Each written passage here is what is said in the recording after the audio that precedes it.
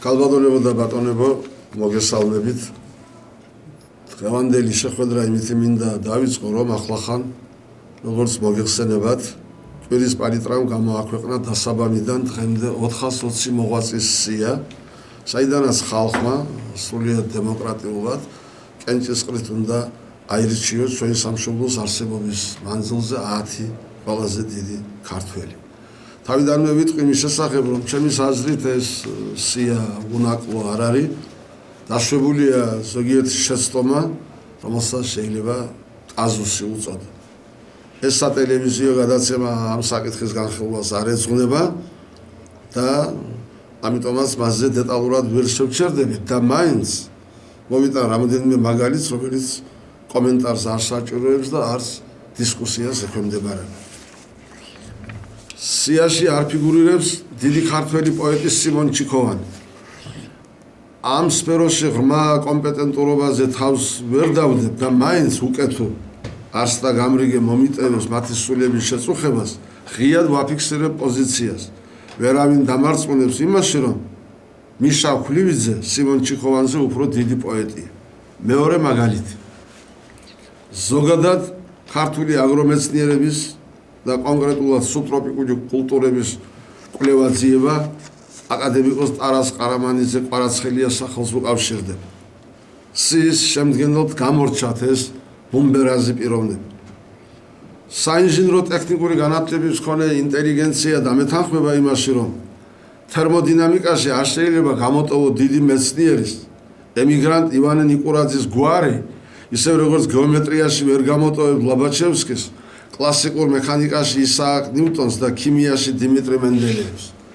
დარახან სიტყვა მენდელეევსი ჩამოვარდა, ბარემ იმასაც გეტყვით, რომ პარადოქსები დამძიმებულ ჩვენს პლანეტაზე იყო ასეთი ფაქტი. 1880 წელს იგი კენსიყრი და პეტერბურგის მეცნიერებათა აკადემიის წევრად და გააშავეს. რომელი ერთი ვთქვა, მაგრამ აჯობებს დავამთავროთ ამ თემაზე საუბარი. უდიდესი შინაგანი კმაყოფილებისა და სიამაყის გრძნობით მინდა შეგახსენოთ, რომ იმ 420 პიროვნებიდან, ვინც მოიაზრება 10 უდიდესი ქართველის ტიტულის მაძიებელ პოტენციურ კონტინგენტად, 8 ადამიანი ჩვენი რაიონის შვილია. რა უხერხულობასთანაც არ უნდა იყოს დაკავშირებული, უნდა ვთქვა, რომ ეს იმაზე მეტია, ვინმე ზუგდიდის ჩხოროწყუს და ხობის რაიონები ერთად აღებული. მადლიერის სტამბოლობა მუხტმოდრეკით პატივს მიაგებს იმ საამაყო წალენჯიხელთა ხსოვნას, ვისაც ერი განიხილავს ქართული სახელმწიფოებრიობის არსებობის მანძილზე ჩვენი ქვეყნის კულტურული მემკვიდრეობის შემქმნელი ამქარის ღირსეულ წევრებად. შეგახსენებთ მათ სიას დალაგებულს ალფავიტის მიხედვით.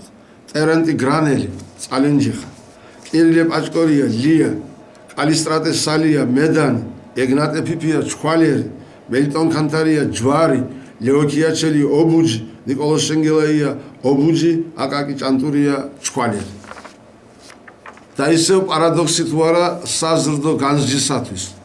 ერი თვლის, რომ ეს წალენჯიხელები ამშვენებენ საქართველოს ისტორიას და თეორიულადაც არის, რომელიმე მათგანი მოხვდეს იმ სანუყვარ ათეულში. თავის მხრივ ჩვენ წალენჯიხელები თვლით, რომ სამი მათგანი თურმე იმის ღირსიც კი არ არის, რომ მათ სახელს ატარებდეს ამ პატარა ქალაქის თუნდაც პატარა ქუჩა. კომენტარი ტელემაყურებლისთვის მიგვინდია. ბატონებო, ცხადზე უცხადესია, რომ იმ 8 ადამიანს გარდა, რომელთა შესახებ ზემოთ ჰქონდა საუბარი, წალენჯიხის რაიონს ყავს დიდებული კოხორტა მეცნიერების, ლიტერატურის, ხელოვნების და კულტურის მოღვაწეებისა, ვისაც იცნობს და აფასებს არა მარტო პოსტსაბჭოთა სივრცე, არამედ მთელი მსოფლიო. ერთ-ერთი მათგანის, დიდი მეცნიერისა და მოქალაქის, სრულიად საქართველოს საამაყო შვილის, ბიზინა ილარიონიძე ხუბუტიას ხსოვნას ეძღვნება ეს გადაცემა. დღეს იგი 80 წლისა გახდებოდა.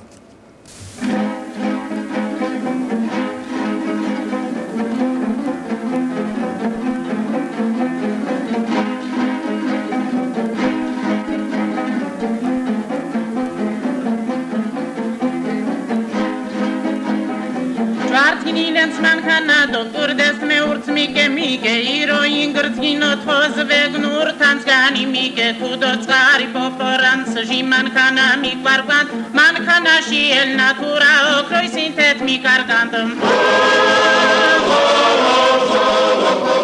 man kana shiel natura o kroisintet mi kargandum ჯვარში დაიბადა 1928 წლის 28 დეკემბერს. დედის ერთა იყო გვათუას ქალის ნამშო. მამა ცნობილი პიროვნება სამშობლოს ბედნიერებისათვის დამაშვრალი მოღვაწე ილარიონ პავლეზე ხუბუტია 1937 წელს შეიწერა. დედამისი ქალბატონი აგრაფინა, რომელსაც შინაურობაში ცუცხუნიას ეძახდნენ, სათნებითა და კტემამოსილებით სავსე ქალბატონი გახდათ მთელს რეგიონში აღიარებული პედაგოგი. ორივე ცოლ-ქმარს იმ დროისათვის საკმაოდ კარგი განათლება ჰქონდათ მიღებული და ამის დამადასტურებელ მოწმობებს თქვენ კადრში ხედავთ. დროის სიმცირის გამო ამ თემაზე დეტალურად საუბრის შესაძლებლობას მოკლებული ვარ. ყველა შემთხვევაში მთავარი მაინც უნდა ითქვას და ითქვას მთელი გულახდილობით. ილარიონ ხუბუტიას ოჯახის ტრაგედია სათავე დაუდო იმ სამარცხვინო ეპოქამ, როცა ირაკლი აბაშიძის სიტყვებით რო ვთქვათ, საქართველოზე კაინის სულის აღზევებამ გადესრიალა. სხვათა შორის აღნიშნული ფრაზა მან იხმარა პავლე იაშვილი ქსოვილისადმი მიზნული ლექსი, რომელიც თანამოყალმის დაღუპვის 20 წლის თავზე გამოქვეყნდა. ეს სვერდლოვსკის ოლქის ქალაქ ტურინში გადასახლებული ილარიონ ხუბუტიას მიერ გამოგზავნილი ბოლო კონვერტის ფოტოპირია. ამ კონვერტში იდო წერილი შვილისადმი, რომელმაც ქრისტიან კაცს არ შეიძლება თვალზე ცრემლები არ მოგვაროს, მით უმეტეს როცა საქმე ეხება შენთვის ძვირფას ადამიანებს. სასახელო შვილო ბიძინა, გაიზარდე შვილო და შეიქენი ქვეყნის სასარგებლო, დედმამისა და ყველა ჩვენიანის გამხარებელი. კარგად დაიმახსოვრე და გადუხადე მომავალში მაგიერი პატივისცემა ყველას, ვინც შენს დედას ახლა ხელს უწყობს. მამია და გუგუს ყოველთვის თვალებში აკოცე დახმარებისათვის. დედა არაწყენიო და გაიხარებ, შენთვისაა კარგი. არ დაგავიწყდეს რანაირად მიყვარდი და უშენოდ ჩემს ცხოვრებას შნო არ ქონდა. შენი მამა ილარიონი, სტილი დაცულია. ამონარიდი მეუღლისადმი გამოგზავნილი წერილიდან. ცუცხუ, შენ სიბეჯითესა და მეცადინეობას ბიძინას აღზრდაზე, როგორც დღემდე, ისე მომავალშიც მაგრად მოკიდე ხელი. მეც ყოველთვის გამიხსენე. თუ მოვკვდი შენი მოვალეობა ჩემთან შესრულებული გაქვს და მადლობელი ვარ. ვიცი ტირილი მოგივა, მაგრამ თუ ბიძინა და ილარიონი გიყვარს, შეგნებულად მიუდექი საკეთს. შენ ისეთი შვილი ყავს და ძმა და დები, რომ უნდა დაკმაყოფილდე. მე კი თუ მოვკვდი, ისეთი ოქროსნაირი ცოლ-შვილი დამრჩება, რომ ნუ გეშადი სიწყმარა. სიკვდილი კი გარდუვალია. მადლობელი ვარ ბიძინას, რომ კარგად სწავლობს და შენი დარიგების შემსრულებელია. სტილი დაცულია, ციტატის დასასრული. ბიძინა კი მართლაც ჩინებულად სწავლობდა. კადრში თქვენ ხედავთ მოწმობას, რომლითაც დასტურდება, რომ იგი 1938 წელს მესამე და მეოთხე კლასში გადაყვანილი იქნა, ისე რომ ყველა საგანში უკლებლივ ფრიადი შეფასება ჰქონდა. ხალხის მტრად შერაცხული მამის შვილს ბედნიერი ბავშვობა არ ჰქონია. მეტიც ხუბუტიების ოჯახის დევნას და მის მიმართ ხელისუფლების მხრივ ძალმომრეობას საზღვარი არ ჰქონდა.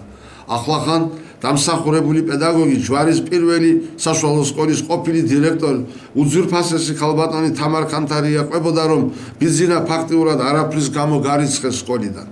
დიდი ხნის მერე, როცა ის უკვე საქვეყნოდ ცნობილი პროფესორი იყო და მეც გარკვეული სიახლოვე მაკავშირებდა მასთან, ბატონ ბიძინას ჩემთვის ნათქვამი აქვს, რომ გარიცხვა არ აკმარეს და საბუთებსაც კი არ აძლევდნენ, რომ სხვა სკოლაში გაეგრძელებიან სწავლა.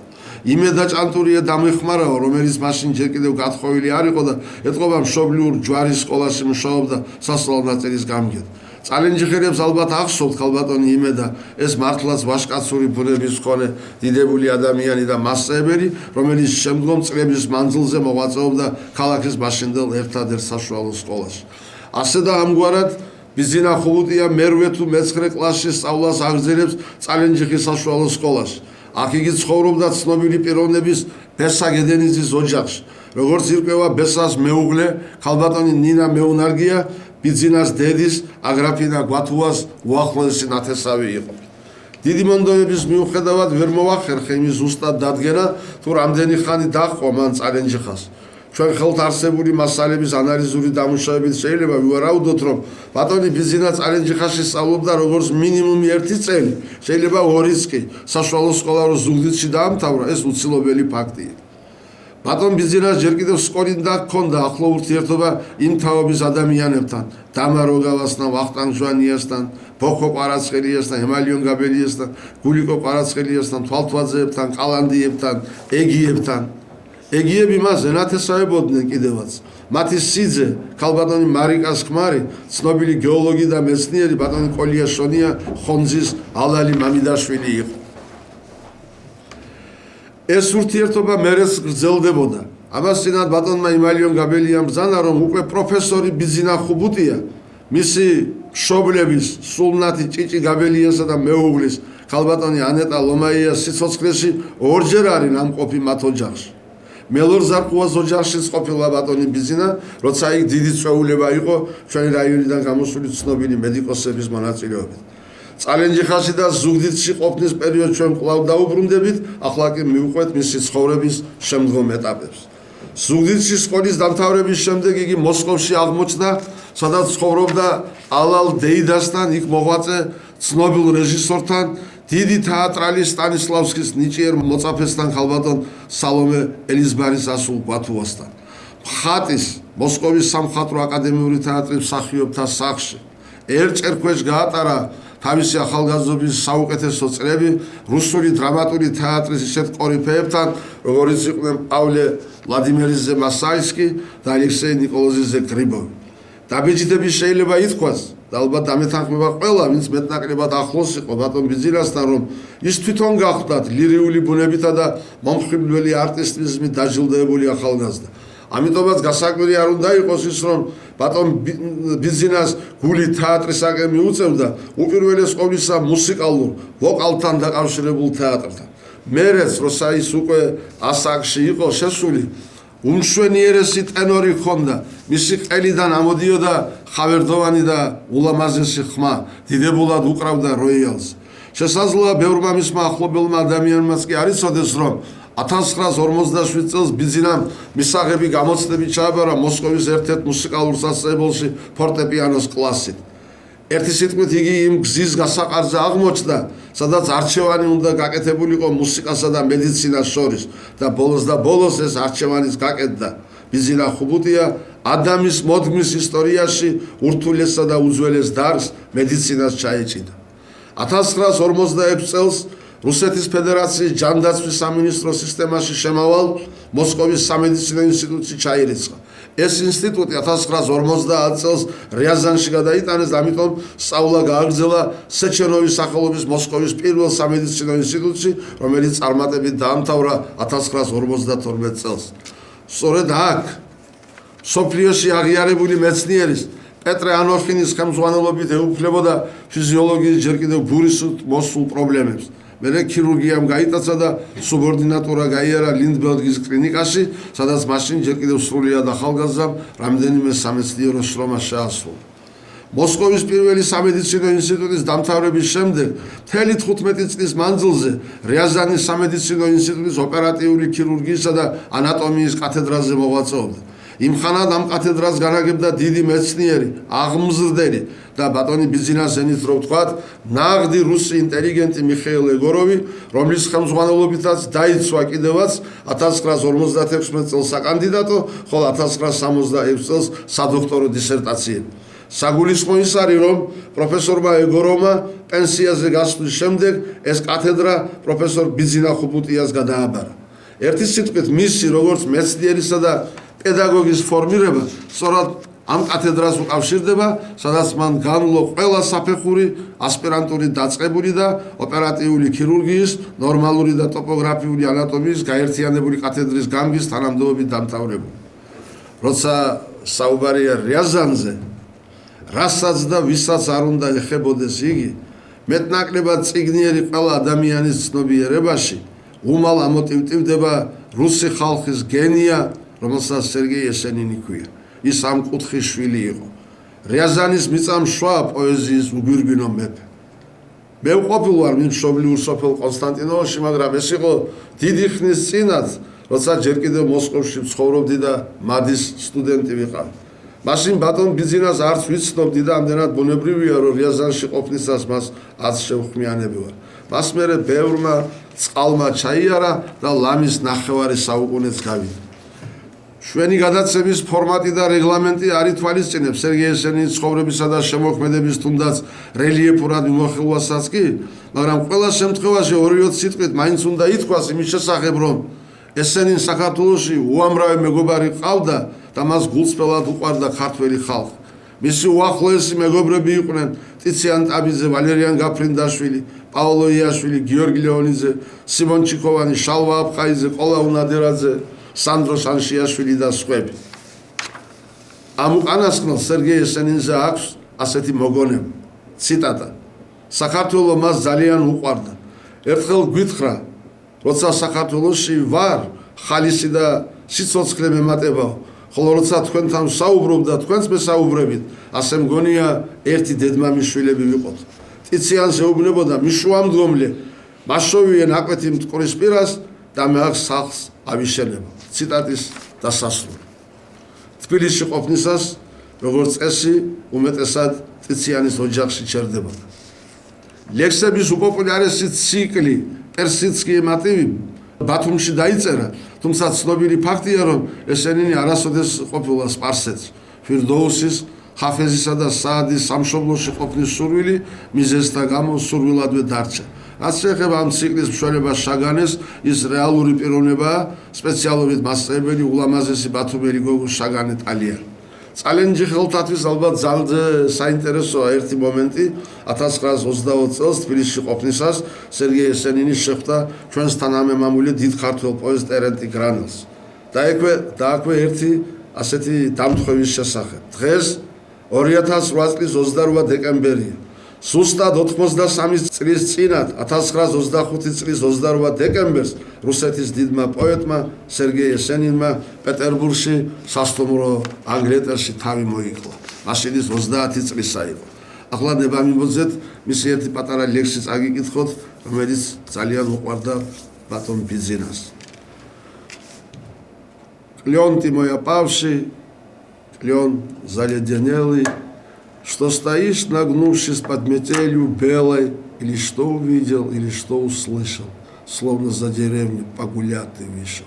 И как пьяный сторож, видя на дорогу, утонул в сугробе, приморозил ногу, эх, и сам я нынче что-то стал нестойкой, не дойду до дома с дружеской попойки, там он встретил вербу, там сосну приметил, распевал им песни под метель, а лето сам себе казался я таким же кленом, только не опавшим, а вовсю зеленым, и утратив скромность, одуревший в доску, как жену чужую обнимал березку.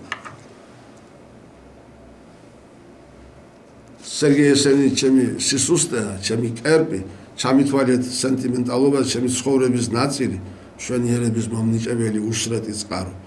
იქნება არათამდაბლურად ჩანდეს, შემიძლია დილამდე ვკითხულობდე მის ლექსებს, ცხადია ზეპირად, მეორე დილამდე კიდე დამაჯერებლად გესაუბროთ პოეტის ფათერაკიან და ტრაგიკულად დასრულებულ ცხოვრებაზე, მაგრამ დღევანდელი გადაცემა მას არ ეძღვნება, ამიტომ ეს საუბარი ამით დავამთავროთ და კვლავ მივუბრუნდეთ ჩვენს ძირითად სათქმელს. ბიძინა ხუბუტია იყო რუსეთის ფედერაციის მეცნიერების დამსახურებული მოღვაწე, ლაზერული აკადემიის აკადემიკოსი, თავისთავად ცხადია მეცნიერებათა დოქტორი, პროფესორი, 200-მდე სამეცნიერო შრომის, მათ შორის 6 მონოგრაფიის ავტორი. მისი ხელმძღვანელობით 5 სადოქტორო და 20 საკანდიდატო დისერტაცია შესრულდა. საყოველთაო აღიარებით ბატონი ბიძინასათვის უცხო იყო დოგმატიზმი და შაბლონი. ამიტომაც უპირველეს ყოვლისა საკუთარი თავის მიმართ მომთხოვნ პროფესორს სამეცნიერო ხარისხის მაძიებლებთან ურთიერთობაში პრინციპის რანგში ყავდა აყვანილი შესრულებული სამუშაოს აქტუალობა და ორიგინალობა.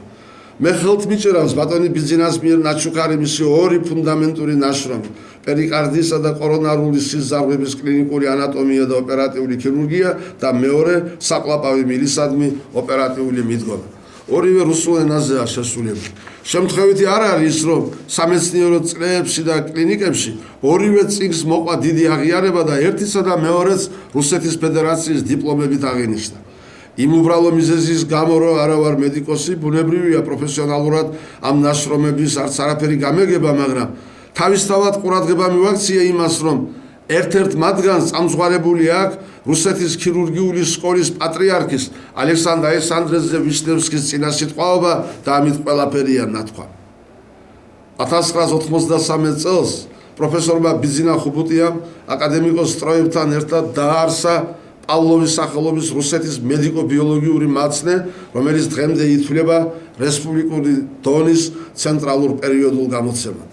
1986-1987 წლებში 20 წელზე მეტი ხნის მანძილზე ბატონი ბიძინა რიაზანის სახელმწიფო სამედიცინო ინსტიტუტის პრორექტორი იყო სამეცნიერო ნაწილში. 10 წელიწადის სათავეში ედგა სადოქტორო და საკანდიდატო დისერტაციების მიმნიჭებელ სამეცნიერო საბჭოს.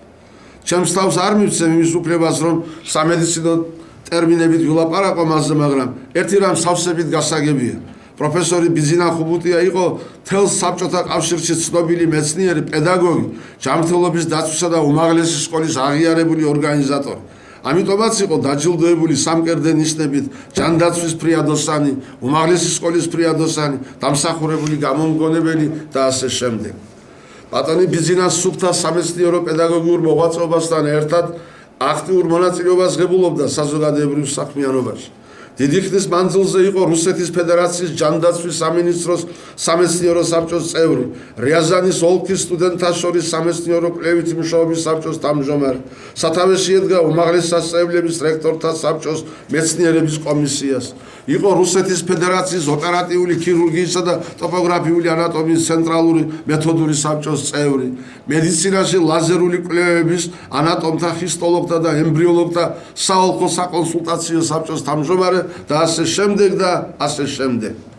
იმისათვის რომ ტელემაყურებელმა სრულად გაიცნობიეროს და აღიქვას ბატონი ბიძინას პიროვნების სიდიადე, საჭიროდ თვლი მოგაწოდოთ ამონარიდი მისი 70 წლის იუბილესთან დაკავშირებით გამოქვეყნებული პუბლიკაციიდან. ციტატა: პროფესორი ხუბუტია ნიჭიერი და გამოცდილი პედაგოგია. ის წარმატებით ხელმძღვანელობს სასწავლო-სამზოლო მუშაობას კათედრის თანამშრომელთა და სტუდენტთა შორის. ფორმითა და შინაარსით მისი ბრწყინვალე ლექციები დიდი ინტერესითა და პოპულარობით სარგებლობენ. მას განასხვავებს უშრეტის შემოქმედებითი ენერგია, დიდი ერუდიცია, ნოვატორობა მეცნიერებაში, გულისხმიერება და მიზანდასახულობა, დიდი შინაგანი კულტურა და წესიერება, მომხიბვლობა და ადამიანებისათვის ყოველთვის კეთილი და სასარგებლო საქმის კეთებისადმი ლტოლვამ მას მოუპოვეს ნამდვილი ავტორიტეტი და პატივისცემა. ციტატის დასასრული. ჩემს მხრივ დავძენდი, რომ ის იყო პატიოსნების ეტალონი და ყოველმხრივ მოწესრიგებული პიროვნება. სადღაც წავიკითხე, თურმე რიაზანის სამედიცინო უნივერსიტეტის რექტორს, აკადემიკოს ქალბატონ მაკაროვას უბრძანებია პროფესორ ბიძინა ხუბუტიას სოვეს ნაშევო უნივერსიტეტი. კოსმონავტიკის სფეროში წმინდა საინჟინრო ტექნიკურ საკითხებთან ერთად ბევრი პრობლემა არსებითად უწონადობასთან დაკავშირებული ზოგადად მედიცინაზე და კერძოდ გულსიძარღვების დატვირთვაზე გადის.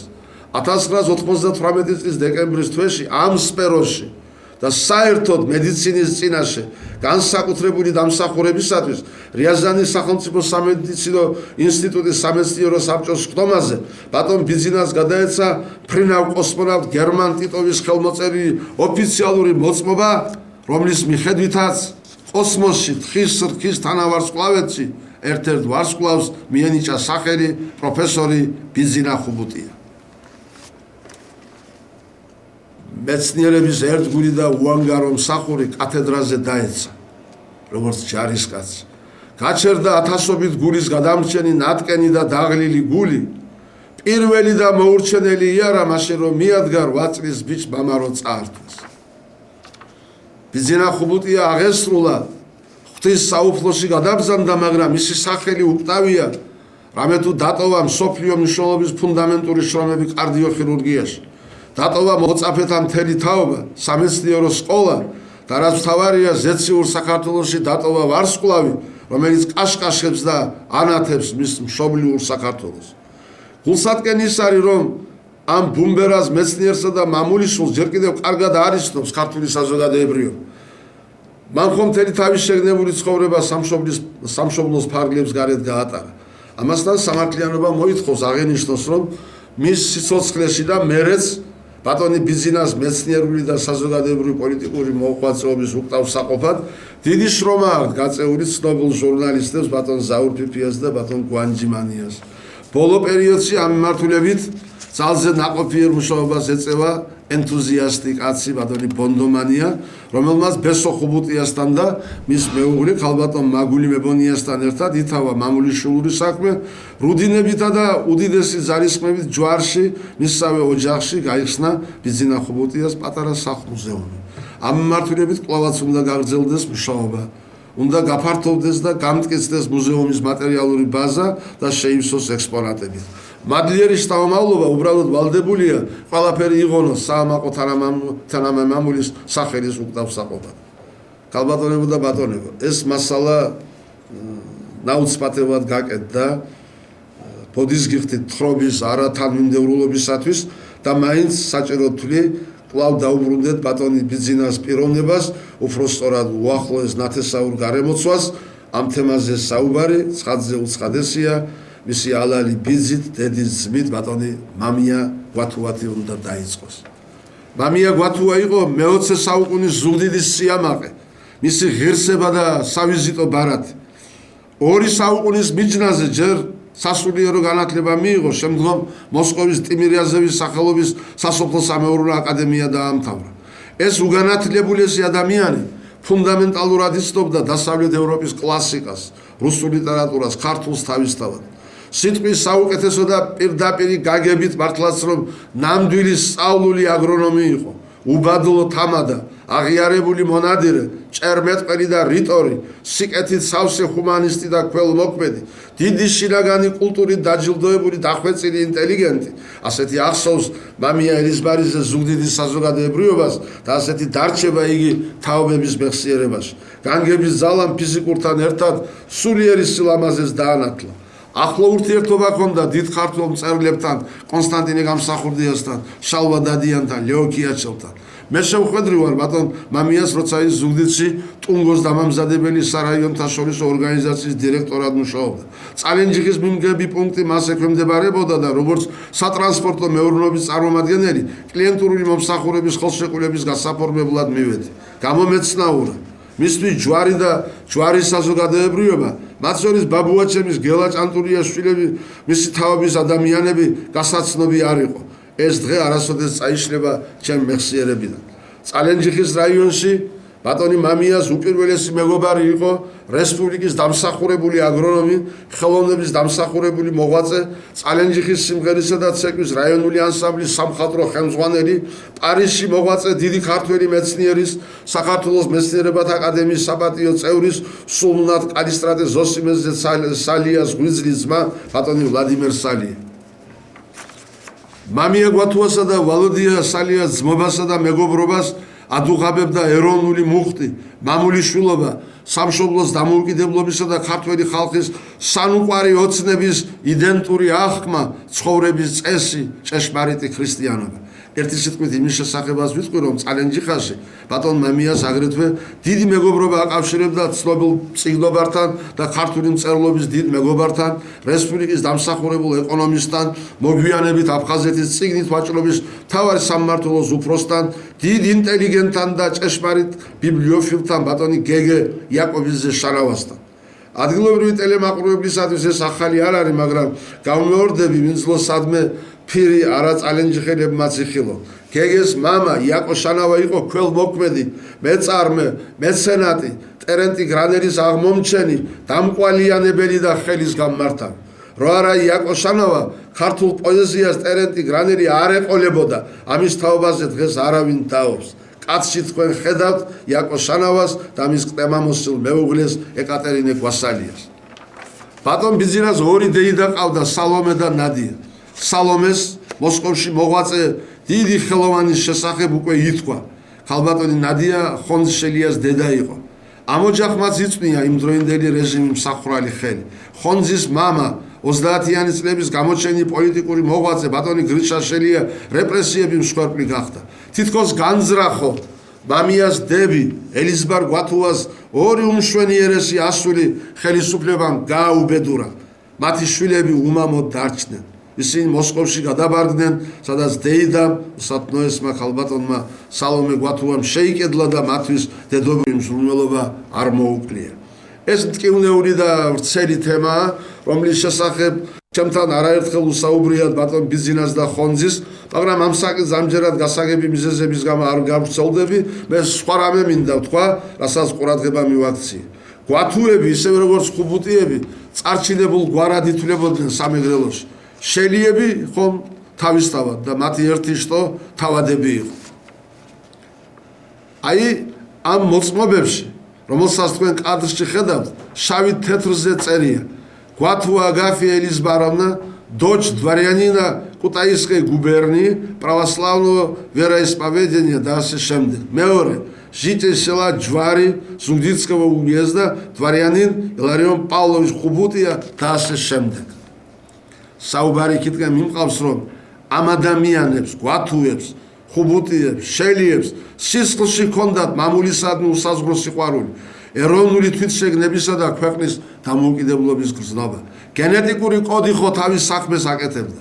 ნაღდი მამულიშვილებისათვის კომუნისტური რეჟიმი თავისი არსით მიუღებელი იყო. ეს შეუმჩნეველი არ დარჩენია მოძალადე ხელისუფლებას და გადაუარა კიდევაც მათ. ამასთან დაკავშირებით რომ კითხოს აზრი ერთი წინადადებით უპასუხებდი. ილარიონ ხუბუტია და გრიშა შელია სამშობლოს ბედნიერებისათვის ბრძოლას შეეწირდნენ მეთქი და მე მართალი ვიქნები. ბიზინა ხუბუტია, ხონძი და კუკური შელიები დეიდაშვილები იყვნენ. იმერლები იტყვიან ხოლმე დეიდას დედის სუნის დისო და ალბათ ნაღ დეიდაშვილობას მართლაც არ სჭირდება კომენტარი, მაგრამ იმაჩნია რომ ბატონი ბიზინას ურთიერთობა ხონძი და კუკური შელიებთან სილდებოდა დეიდაშვილობის გრძნობას, ამ ინსტიტუტის ტრადიციულ ჩარჩოებს და ურთიერთობის თავისებური განსაკუთრებული დატვირთვის გამო ძმობის რანგში განიხილებოდა. საოჯახო ალბომში ფოტოებზე უმეტეს შემთხვევაში ბიზინა გადაღებულია ხონძის დედასთან ერთად, ხონძი ბიზინას დედასთან. მართლაც საოცარი ენით უთქმელი სიყვარული აკავშირებდა ამ ოჯახებს. მე პირადად ამ ურთიერთობას აღვიქვამ როგორც განსაკუთრებულ ფენომენს, ადამიანურ გნებავთ მეცნიერულ ახსნას რომ ელოდება. ბატონი ხონძი თაობის ლიდერი იყო. რაინდული სულისკვეთების რაფინირებული ინტელიგენტი, ყველასგან განსხვავებული მეტყველების კულტურა, მისი მადლიანი ქართული, დახვეწილი, ეგრეთ წოდებული სვეტსკია, რუსკია რეჩი, დიქცია, მსჯელობის სიღრმე, ადამიანებთან ურთიერთობის უნარი, ჩაცმის გნებავთ ზოგადად მუშაობის კულტურა. ის იყო დიდი პროფესიონალი, მაღალ ორგანიზებული, მიზანდასახული და პასუხისმგებლობის გრძნობით დახუნძული მუშაკი. მიშა ცისკარიშვილის გუნდის ენგურხესის ხელთუქმნელი ძეგლის ამგები დიდი გუნდის ერთ-ერთი ღირსეული წევრი. დარბაისელი, საქმისათვის თავგადადებული, აუყარგიანი, მეგობრობითა და პურმარილის სავსე ჯიგარი კაცი იყო ხონძი გრიგორიჩი. ნათელში ამყოფოს არც და გამრიგებ. მახსენდება ერთი შემთხვევა. ჩაისაბჭოთა მეურნეობის დირექტორად მუშაობის პერიოდში ჩრდილოეთ კავკასიიდან სპორტული ცხენები ჩამოვიყვანა. ის იყო მანქანიდან გადმოვედი, სად იყო სად არა ბატონი ხონძი მომადგა საერთო საქმესთან დაკავშირებით. ბუნებრივია შეხვედრა ისე აღვნიშნეთ, როგორც ჩვენს ურთიერთობას ეკადრებოდა. ხელჩანთიდან ამოვიღეთ წინადღით ნალჩიკში ნაკიდი კრაველის კუდი, ბოხოსრო ეძახიან და ბატონ ხონძის ვაჩუკე. ეს არ იყო ძვირფასი საჩუქარი, მაგრამ მან ისე აღიქვა თითქოს მერსედესი მეჩუქებიოს, ლამის ანტიყვარად მონათლა ბოდიშმომითხოვი ეს დეშოვკა და ყველა შემდგომი შეხვედრისას საუბარს ამ ბოხოხით იწყებდა. ბატონი ბიზინა პირველად 1966 თუ 77 წელს გავიცანა. აქამდესაც ვიცოდი მის პიროვნების შესახებ, მაგრამ არასოდეს მენახა. მაშინ რაიაღმასკომში მუშაობდი და იქ მობრძანდა. თუ მეხსიერება არ ვღალატოს, ბატონი ვალიკო აკობია მოყვებოდა. ბიზინა და ვალიკო არა მარტო მეზობლები, არამედ სიყრმის მეგობრები იყვნენ. ბიზინას გამორჩეულად უყვარდა იგი. მე და ბატონი ვალიკოც ერთ დროს მუშაობდით აღმასრულებელ ხელისუფლებაში. ის მართლა წესიერი კაცი იყო, თავდაჭერილი, უხმაურო, საქმიანი და ამიტომაც დამსახურებული ავტორიტეტის სარგებლობა არა მარტო ჯვარის, არამედ მთლიანად რაიონის საზოგადოებაში. დიდხანს ვისაუბრეთ სხვა ყველაფრის გარდა ჩემთვის სასიამოვნო მოულოდნელობა იყო ის ინფორმაცია, რომ ჯვარის სკოლაში თურმე 1951-52 წლებში დედაჩემი აცგანსვენებული შუშანიკა ნესტორისაშვილი ზაქარია ჭანტურია ასწავლიდა ბატონ ბიძინას. მისი სკოლის ამხანაგები აღმოჩნდნენ ჩემთვის და უფროსი თავების წალენჯიხელთათვის ნაცნობი ადამიანები. შალვა გეთია, აბელ ჯინჯორია, აჩიკო ხარდავა, ქალბატონი თამარ კანთარია, მეგონა ფიფია, ვალია შონია, ნათელა ჭანტურია და სხვები. საუბრის დამთავრების შემდეგ ბუნებრივია ბატონი ბიძინა დაუპატიჟეს. ზაფხული იყო და რესტორანის 3 საცხვი მუშაობდა. საუბრის პროცესში დაზგინდა წალენჯიხაში ბატონი ბიძინას მეგობრებისა და ახლობლების წრე, რომლის თავმოყრას ჩემთვის დიდ სირთულეს არ წარმოადგენდა. ასე და ამგვარად სუფრასთან აღმოჩნდნენ ბატონები ვარლამ ანდრიაზე კვარაცხელია, ამირან სიჭინავა, ორდენ მესხია, გივი და ლოთია ეგიები, ვახტანგ ჟვანია, შემდეგ ვალანტია და ჭოლა კვარაცხელია შემოგვიერთდნენ და რაც თავარია ქალბატონი შურა ჯანაშია. განსაკუთრებით ემოციური იყო ბატონი ბიძინასა და ქალბატონის შურას შეხვედრა. მათ ხომ თითქმის 3 ათეული წელი არ ენახათ ერთმანეთს. მგონებ თანაკლასელები იყვნენ. გაიხსენეს ის სიმღერები, რომელსაც ბავშვობაში მღეროდნენ. უპირატესად ეს იყო ქალაქური სიმღერები. პატარა გოგო დამეყარგა ცისფერ თვალება, ან აულილი, ან ჩავლილი ხო არ გინახავს. მითხარ რად მემდური წველო გულისა. ეხ მეზურნევ დაჰკარ გრძნობი დაირასა და ასე შემდეგ. მე ვიქნებოდი უმდიდრესი და უბედნიერესი ადამიანი ამ შეხვედრის ამსახველი რაიმე მასალა რომ მქონდეს. მეტის ჩემს ხრივ ზერელობა იქამდე მივიდა, რომ შეხვედრის ზუსტი თარიღიც კი არ დამიფიქსირებია. ახალგაზრდა ტელემაყურებელს მივმართავ. ერთხელ მაგ ნათქვამი და კვლავ მინდა შეგახსენოთ. ხელიდან ნუ გაუშვებთ მეტნაკლებად მნიშვნელოვანი ოფიციალური თუ არაოფიციალური ღონისძიების ვიდეო, აუდიო თუნდაც ფოტომასალის შექმნის შანსს. ჩემს თაობას არ ქონდა ამის კულტურა და არც აცნობიერებდა მის მნიშვნელობას. მე ვიმეორებ, ჩემს თაობას არ ქონდა ამის კულტურა და არც აცნობიერებდა მის მნიშვნელობას. უფროს თაობებს საერთოდ ნუიკითხავთ.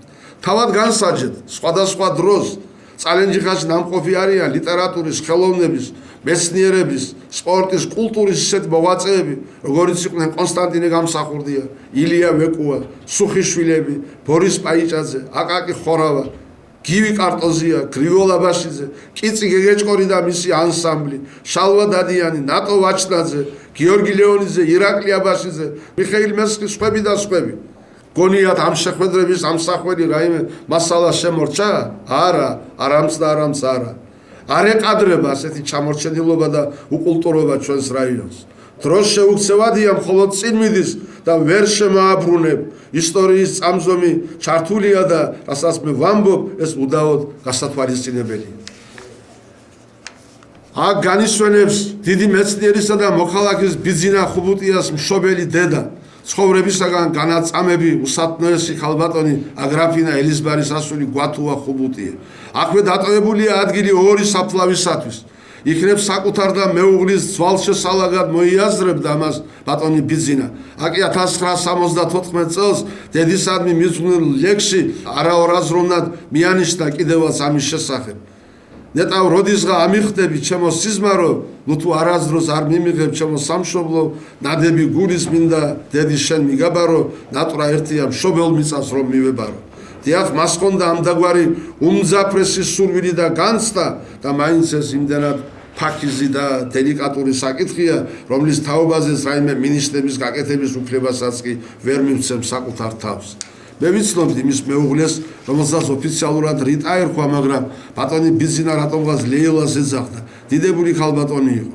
შესაძლოა ძალიან გაცვეთილი და ბანალურია ეს ფრაზა, მაგრამ რომც ასე იყოს, მაინც უნდა გაკეთდეს ხაზგასმა იმის თაობაზე, რომ ყველგან და ყველაფერში იმ სიმაღლეების დაძლევაში, რომელსაც ერთი მეორის მიყოლებით იღებდა ბატონი ბიძინა, მას ბურჯად ედგა მისი ღირსეული თანამეცხედრე.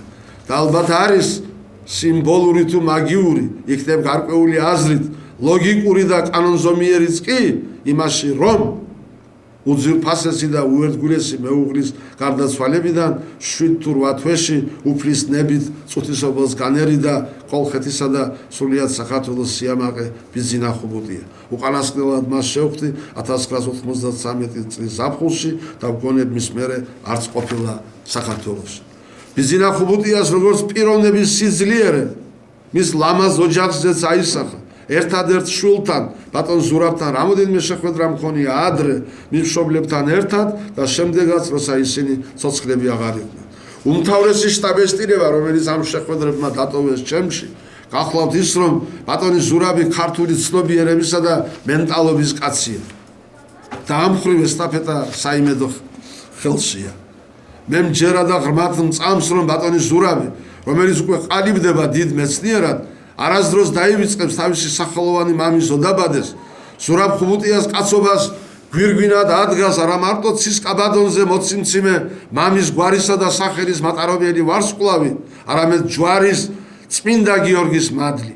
ცხადია ვიცნობ და რამოდენიმეჯერ შევხვედრი ვარ ბატონი ზურაბის მეუღლის ხალბატონ მანანა ჯობავას ის სპეციალობით პედაგოგია წარმოშობით გალის რაიონის სოფელ საბერიოდან არის წყნარი და ღვთისმსახური ახალგაზრდა ქალი ორი ბოკვერის ულამაზესი ტყუპი ძმების ზურაბისა და ბიძინა მშობელი დედა.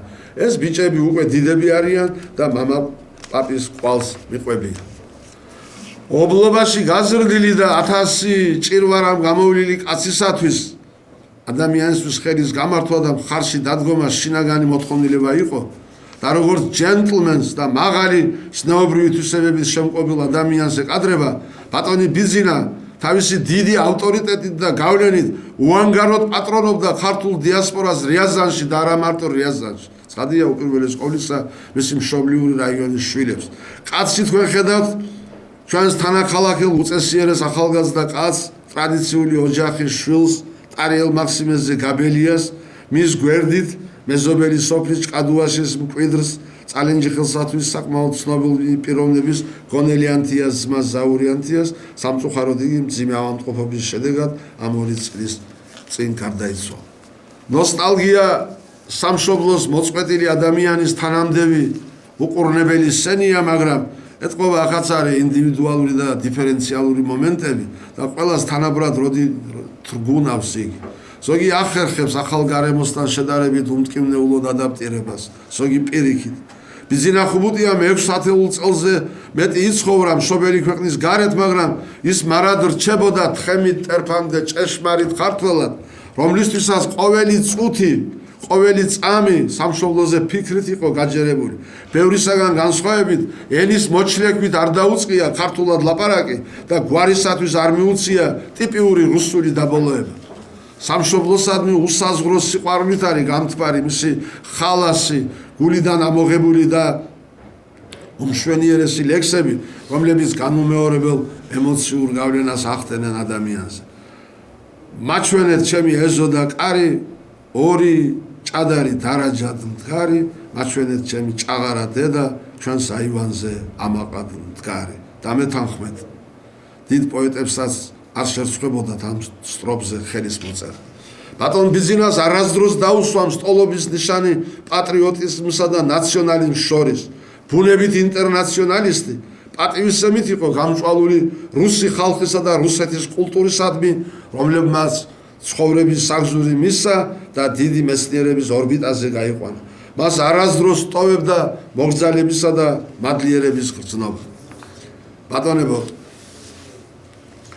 ამ გადაცემას არ აღდა არც შეიძლება ჰქონდეს ბიძინა ხუბუტიას ცხოვრებისა და მოღვაწეობის სრულად ასახვის პრეტენზია.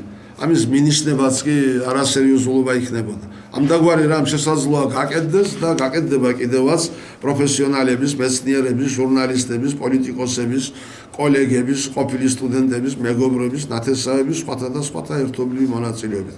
საკითხისადმი ჩვენი მიდგომა კი იყო ლოკალური და ძალზე მარტივი, რაღაც ფორმით უნდა შევხმიანებოდი დიდი მამულიშვილის სახელოვან იუბილეს და თუ ხმამაღლა არ არის ნათქვამი სამშობლოს არ ქონდა დუმილის უფლება. როგორ გამოგვივიდა მის განჟა საზოგადოებრივობისათვის მიგვინდია. ჩვენ მქონდა საუბარი წარინჯიხის რაიონისა და ქალაქ ჯვარის ხელმძღვანელობასთან, საკითხთან დაკავშირებულ თანამდებობის პირებთან, მის შვილთან, ბატონ სურაბ ხუბუტიასთან და პრინციპში შეთანხმებული ვართ, რომ გაზაფხულზე იმ დონეზე ჩავატაროთ ბატონი ბიზნეს ხსოვნის საღამო, როგორც ეყადრება მსახელოვან ადამიანს. გაზაფხულისთვის ისედაც დათბება, წესით პოლიტიკურადაც უნდა დათბეს, ერის დიდმა იმედმა, მისმა უწმინდესობამ პროცესის ხნულში გონიერების მარცვალი ჩააგდო და გვინდა გჯეროდეს, რომ იგი გაღვივდება და აღმოცენდება. ოღონდაც დიალოგი უნდა დაიწყოს და ორივე მხრიდან გადაიდგას შემხედრი ნაბიჯები. და ისევ სერგეი ესენინი, რომელიც ასე ეხმიანება რბილად რომ ვთქვათ, დღევანდელ არც თუ ისე მარტივ რუსულ-ქართულ ურთიერთობებს. Века все смелют, дни пройдут, людская речь в один язык сольется, историк, сочиняя труд, над нашей рознью улыбнется. Чешмаритат. Ქართველკაც ნათქვამია, აღდგომა და ხვალეო. რუს ნათქვამია, ლიხა ბედა ნაჩალა. იმედი ვიქონიოთ, იმედი ხომ ბოლოს გვდება. მოხდა ასეთი დამთხევა და ბევრი განსჯის შემდეგ იმის იმედით, რომ სწორად ვიქნები გაგებული, ერთი წინადადებით ვიტყვი. დღეს ანდროჭანდურიას დაბადებიდან 100 წელი შესრულდა. ისი ჯვარელი იყო, სხვა ყველაფერთან ერთად, მამია გვათუას უახლოესი მეგობარი და ხუბუტიელის ოჯახისადმი პატივისცემით განწყობილი კაცი. ნათელში ამყოფოს ღმერთმა, მის თანამებრძოლებთან ერთად, რომელსაც თქვენ კადრში ხედავთ. და ბოლოს რაიონის საზოგადოებრივობას გულწრფელად ულოცავ დამდეგა ხალწელს, მშვიდობა, ჯანმრთელობა, სიუხვე და სიმშვიდე მოეტანოს მას ხალხისათვის. ბევრი ოჯახი შავებში და თვალცრემლიანი ხვდება ახალ წელს, ღმერთო დიდებულო, ყველას გადმოხედე მოწყალების თვალით და შეუმსუბუქე წუხარებით.